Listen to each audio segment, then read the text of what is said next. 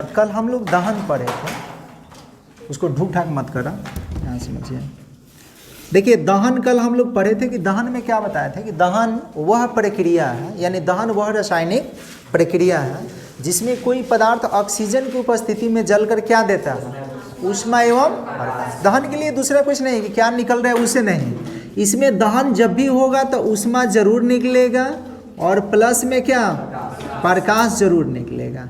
हाँ, ये हो सकता है कि किसी से प्रकाश कम निकले और किसी से क्या निकले, ज़्यादा निकले, बस। लेकिन निकलेगा तो दोनों चीज़, ऊष्मा भी निकलेगा और प्रकाश भी निकलेगा।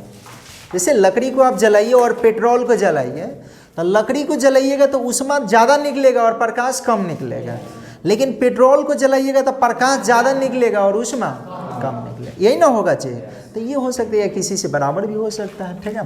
तो दहन के लिए आवश्यक तो कोई चीज़ ध्यान रखिए, दहन के लिए 3 गो मूल आवश्यक शर्त है। अगर वो 3 गो चीज़ है तो कोई पदार्थ जलेगा, और 3 गो मतलब वो नहीं है गुण उसका तो नहीं जलेगा।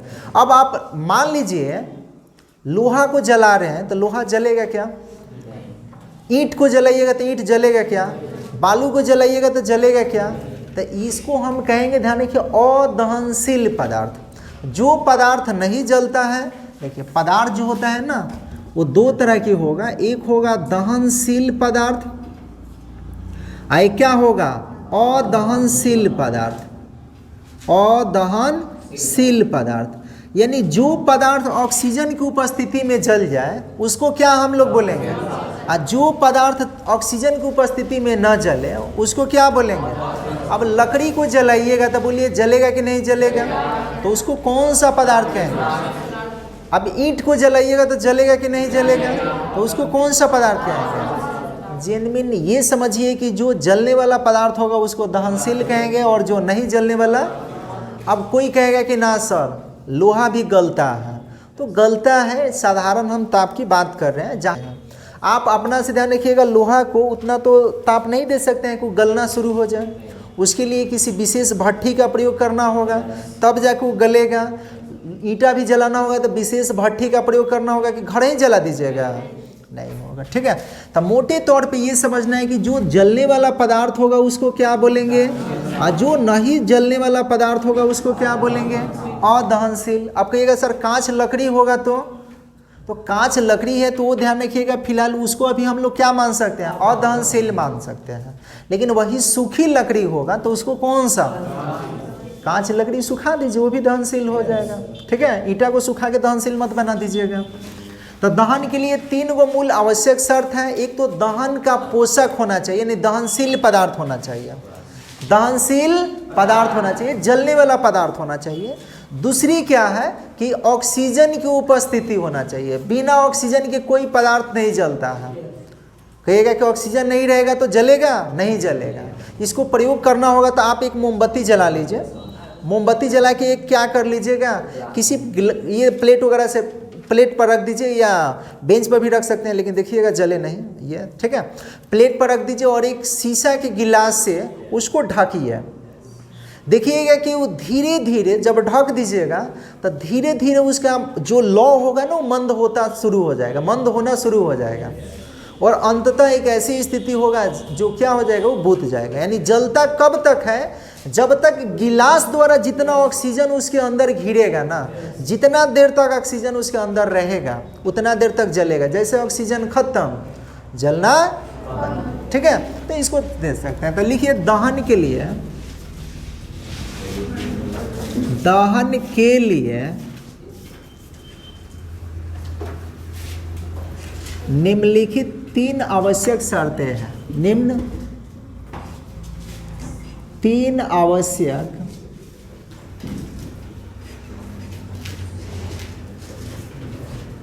शर्तें हैं। कौन कौन, अब पहला ये कि दहनशील पदार्थ होना चाहिए, ठीक है। क्या बोलेंगे,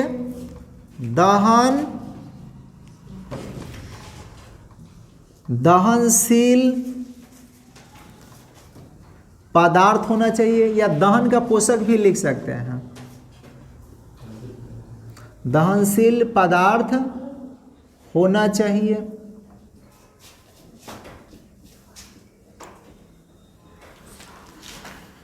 दूसरा ऑक्सीजन की उपस्थिति होना चाहिए। किसकी उपस्थिति? बिना ऑक्सीजन के कोई पदार्थ जलता है क्या? तो नहीं जलता है। तो ऑक्सीजन की उपस्थिति होना चाहिए, ऑक्सीजन की उपस्थिति होनी चाहिए। अच्छा, तीसरा एक समझिएगा। तीसरा आप लोग 8 क्लास में नाम सुने होंगे, ज्वलन ताप। पढ़े हैं ना ज्वलन ताप? दहनशील पदार्थ वो बताए, क्या बताए थे, ध्यान रखिएगा। दहन के प्रकार जब बताए होंगे उस समय ध्यान रखिए। दहनशील, एक ध्यान देना होगा, ज्वलन ताप, ज्वलन। अब आप कहिएगा सर जी ये ज्वलन ताप क्या होता है? ज्वलन ताप की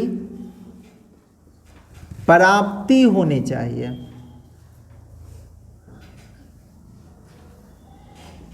प्राप्ति होनी चाहिए। अब हम लोग समझेंगे कि ज्वलन ताप क्या है इसको, ठीक है? पहले इतना नोट कर लिए क्या? ये मिटा रहे हैं।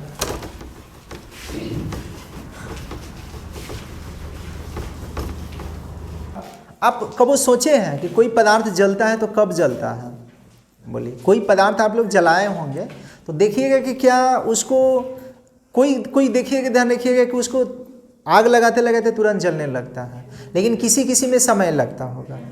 देखे हैं या नहीं देखे हैं? बिल्कुल देखे होंगे जी। तो किसी किसी में समय लगने का मतलब क्या है कि जब तक कोई पदार्थ अपने ज्वलन ताप को नहीं प्राप्त करता है तब तक उसमें आग नहीं लगता है। तो ज्वलन ताप क्या है? एक न्यूनतम ताप है, वह न्यूनतम ताप जिस ताप पर कोई पदार्थ जलना प्रारंभ करता है। अब एक लकड़ी की हम बात करें तो लकड़ी की छाल जलाइए और उसके गुटखा को जलाइए, बोलिए कौन पहले जलेगा? छाल पहले जलेगा। अच्छा, कारण क्या है? तो कारण ये है कि छाल का ज्वलन ताप गुटखा के ज्वलन ताप से कम होता है, जिसकी वजह से क्या होता है कि वो अपने मतलब तुरंत अपने ज्वलन ताप को प्राप्त कर लेता है, जबकि गुटखा को ज्वलन ताप प्राप्त करने में कुछ समय लगता है। अब हम कहें पुआल जानते हैं ना? तब पुआल जलाइए और एक कहें कि कोयला जलाइए, बोलिए पहले कौन जलेगा? तब पुआल क्यों जलेगा? क्योंकि उसका ज्वलन ताप निम्न होता है। तुरंत बारिएगा तो तुरंत उसमें आग पकड़ लेगा, क्योंकि तुरंत वो अपने ज्वलन ताप को प्राप्त कर लेता है। और वही देखिएगा कि कोयला जो होता है ना उस समय लगता है, यानी जब तक वो अपने ज्वलन ताप को नहीं प्राप्त करता है तब तक उसमें आग नहीं पकड़ता है, लेकिन जैसे ही अपने ज्वलन ताप को प्राप्त कर लेगा तैसे ही क्या होगा? वो ध्यान रखिए जलना प्रारंभ कर लेता है। कबू कबू ये भी देखे, जैसे मान लीजिए कहीं आग लग जाता है तो आग लगने की स्थिति में क्या किया जाता है?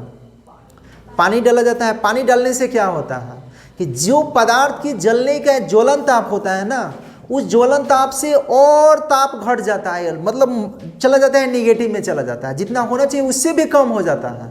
इस वजह से वो पदार्थ क्या हो जाता है, मतलब आग जो होता है क्या हो जाता है? बुझ जाता है। तो ज्वलन ताप क्या कहेंगे कि वह न्यूनतम ताप जिस ताप पर कोई पदार्थ जलना। दो चीज याद रखना होगा, एक तो ज्वलन ताप और एक ज्वाला, दोनों एक ही नहीं है। ये ज्वाला को फ्लेम बोलेंगे, ध्यान रखिएगा। फ्लेम ज्वाला दो तरह का होगा, बताएंगे, अभी बताएंगे, चमकीला ज्वाला और अचमकीला ज्वाला। तो ये ज्वलन ताप और ज्वाला अलग अलग है, दोनों में आधा जौ दे के एक ही मत समझ लीजिएगा। ये ज्वलन ताप है, ये ज्वाला है, ये गैसीय क्षेत्र है, जबकि ये ताप है, न्यूनतम ताप है, ठीक है? तो पहले लिखिए इसका, वह न्यूनतम ताप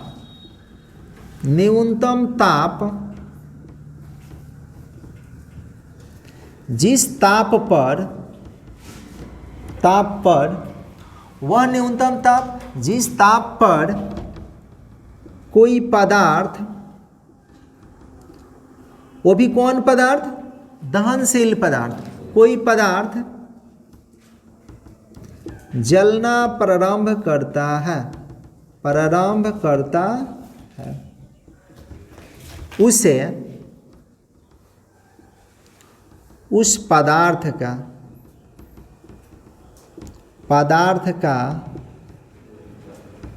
ज्वलन ताप कहते हैं। दिख रहा है क्या कहते हैं? अच्छा, एक चीज और आप बताइए कि क्या सभी पदार्थ का ज्वलन ताप एक ही होता है?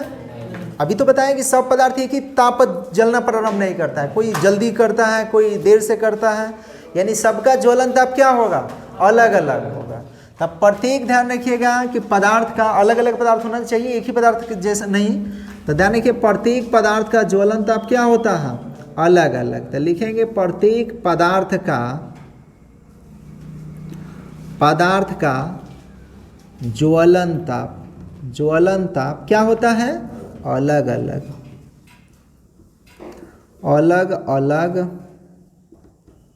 होता है। माचिस आप लोग देखे हैं, ये क्या गजब बात कर रहे हैं सर जी, बिना माचिस के तो कोनो काम ही नहीं होगा। काम काहे नहीं होगा, आँच उस नहीं लगे क्या। सुनिए, माचिस जो होता है ध्यान रखिएगा, माचिस के डिबिया या माचिस के तिल्ली पर फास्फोरस लगा रहता है। कौन सा फास्फोरस, लाल फास्फोरस। कौन सा फास्फोरस है, पहले शुरुआत में जो माचिस बना था ना 1680 ईस्वी में, वो श्वेत फास्फोरस का बना था, उजला पीला फास्फोरस भी इसको बोलते हैं, श्वेत फास्फोरस का। इसका ज्वलन ताप ध्यान रखिएगा 35 डिग्री सेल्सियस होता है। कितना होता है, जबकि इसका ज्वलन ताप 260 डिग्री सेल्सियस होता है। अब बताइए कि 35 डिग्री सेल्सियस और किसका तापमान होता है, कमरे का तापमान।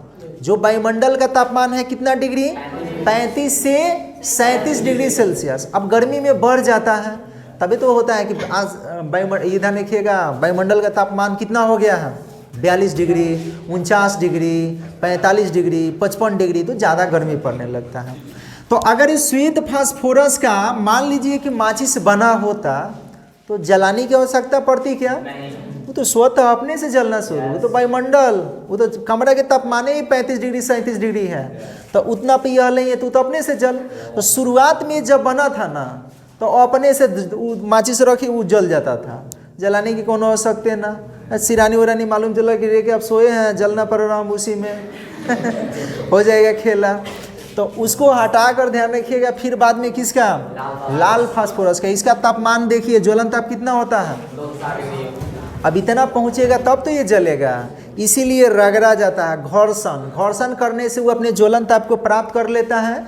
कबो कबो मेहरा जाता है तो खुटूर खुटूर खुटूर खुटूर सलाइयों फूट जाता है, लेकिन जलता नहीं है, यानी वो अपने ज्वलन ताप पर पहुँच भी नहीं करता है।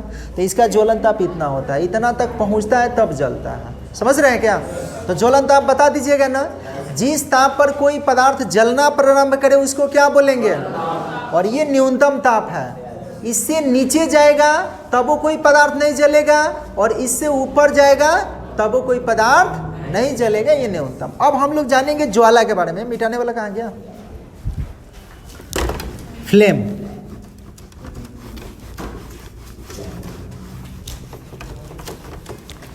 लिखिए ज्वाला।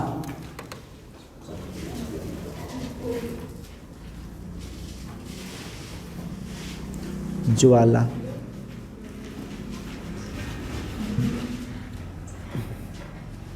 सुनिए, ज्वाला के बहुत तरह से डिफिनीशन आप दे सकते हैं। ज्वाला क्या है, ध्यान रखिएगा कि वह गैसीय क्षेत्र है, या कह सकते हैं ज्वाला वह क्षेत्र है जिसमें दो या दो से अधिक गैसों का रासायनिक संयोग होता है। रासायनिक संयोग यानी मिलता है और मिलकर उसमें और क्या करता है, प्रकाश उत्पन्न करता है। अब कहिएगा दो या दो से अधिक गैस कहाँ से आएगा, तो वायुमंडल में है, कार्बन डाइऑक्साइड है, ध्यान रखिए नाइट्रोजन है, ऑक्सीजन है। ज्वाला के मतलब आप समझिए कि फ्लेम, लौह जो होता है, लौह निकलता है ना, कोनो चीज़ को जलाते हैं तो उसको हम लोग क्या बोलते हैं, ज्वाला। जैसे मोमबत्ती जलाइएगा तो देखिएगा लौह निकलता है, कोई कहता है देखो इसका कितना ज्वाला अच्छा है, कितना बढ़िया चमक रहा है। तो ज्वाला क्या है कि ज्वाला वह गैसीय क्षेत्र है जिसमें विभिन्न गैसों का रासायनिक संयोग होता है। तो लिखिए, बोल रहे हैं, लिखिए ज्वाला वह गैसीय क्षेत्र है, वह गैसीय क्षेत्र है जिसमें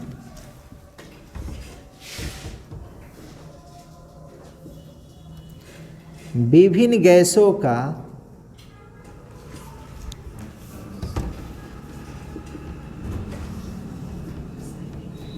रासायनिक संयोग होता है,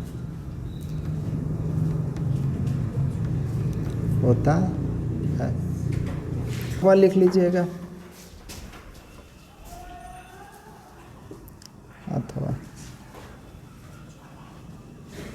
ज्वाला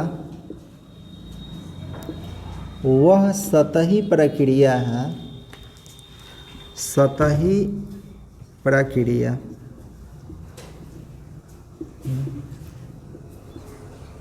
जिसमें दो गैस है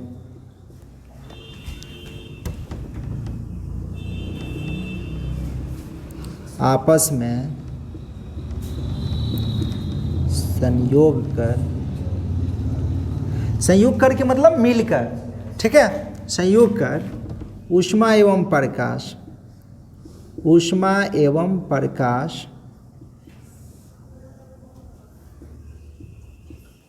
देता है, चाहे उत्पन्न करता है, उत्पन्न करता है। यहाँ भी आप लिख सकते हैं कि ज्वाला वह गैसीय क्षेत्र है जिसमें विभिन्न गैसों का रासायनिक संयोग होता है एवं ऊष्मा एवं प्रकाश निकलता है,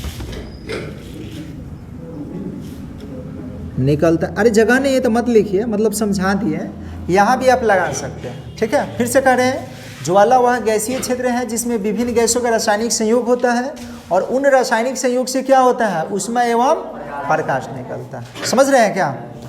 यहाँ एवं दो बार अच्छा नहीं लग रहा है, तथा कर लीजिए, तथा ऊष्मा एवं प्रकाश निकलता है। या ऐसे कहा जो ज्वाला वह सतही प्रक्रिया, सतही का मतलब क्या होगा, सतह पर वायुमंडल में होने वाली प्रक्रिया, सतही प्रक्रिया है जिसमें दो गैसें क्या होता है आपस में संयोग कर ऊष्मा एवं क्या प्रकाश उत्पन्न करता है। अब ज्वाला कितना तरह के, दो तरह के, चमकीला और अचमकीला। ऊपर वाला मिटा रहे हैं,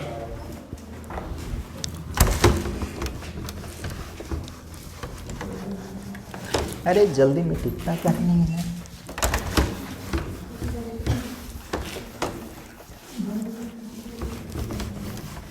लिखिए ज्वाला के प्रकार।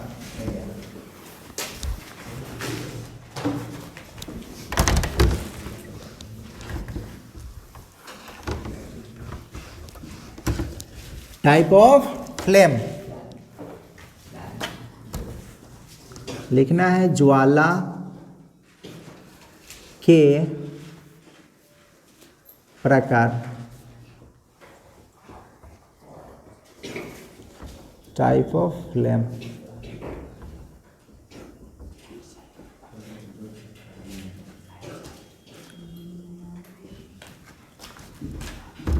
लिखिए ज्वाला दो प्रकार के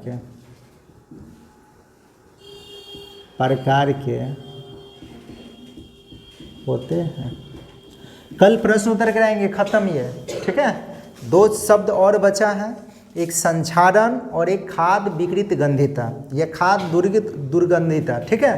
तो कल इसको बताएंगे और प्रश्न उत्तर कराएंगे, खत्म हो गया। पहला क्या लिखेंगे, चमकीला ज्वाला,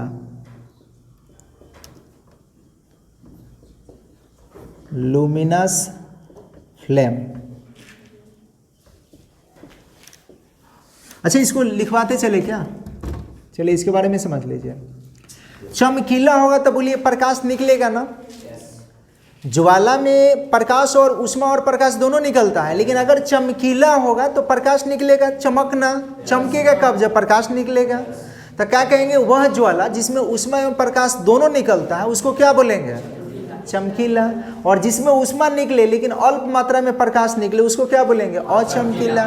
तो क्या लिखेंगे, वह ज्वाला जिसमें ऊष्मा एवं प्रकाश दोनों निकलता है उसे चमकीला ज्वाला। कल मोमबत्ती के ज्वाला बताएंगे, ज्वाला कहते हैं, या ज्वाला के कितना क्षेत्र होता है इसको कल बताया जाएगा। बात ये समझ गए क्या? जिसमें उष्मा प्रकाश दोनों निकले उसको क्या कहिएगा? चमकीला ज्वाला। दूसरा अचमकीला,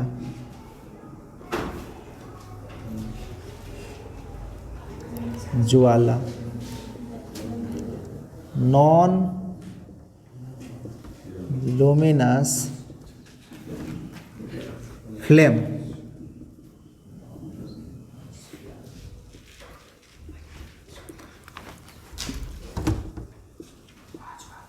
वह ज्वाला जिसमें बताइए क्या होगा? ऊष्मा तो निकलेगा, ऊष्मा, वह ज्वाला जिसमें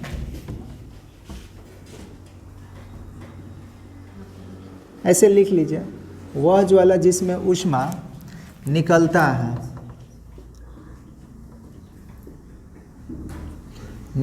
है, लेकिन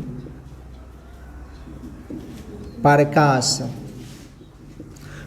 क्या होता है? अल्प मात्रा में, ठीक है, अल्प मात्रा में निकलता है।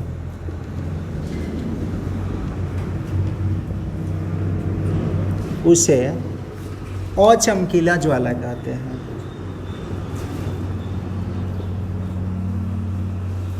चमकीला ज्वाला कहते हैं। ठीक है, कोई दिक्कत? दोनों पहचान जाइएगा। कल मोमबत्ती के ज्वाला बताएंगे तो उसमें बताएंगे कि ज्वाला के कितना क्षेत्र होता है, ठीक है। और उसके बाद एक संक्षारण बताना है, लोहा में जंग क्यों लगता है, जंग वगैरह ये सब कल बताएंगे, आज नहीं बताएंगे, ठीक है। इसको रहने दे रहा हूँ।